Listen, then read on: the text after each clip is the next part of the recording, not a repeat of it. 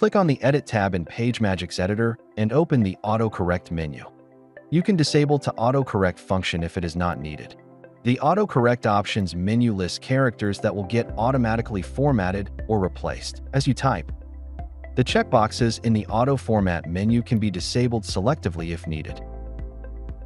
All you need to do is deselect the checkbox and click on OK for the change to take effect.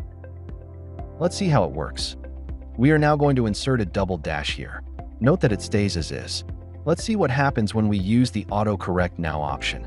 The double dash has now changed to an ends. Let's now enable the double dash to end dash option and see what happens. On inserting a double dash, the character automatically switches to an end dash. In the same way, when we insert a double quote, it is formatted automatically as a smart quote.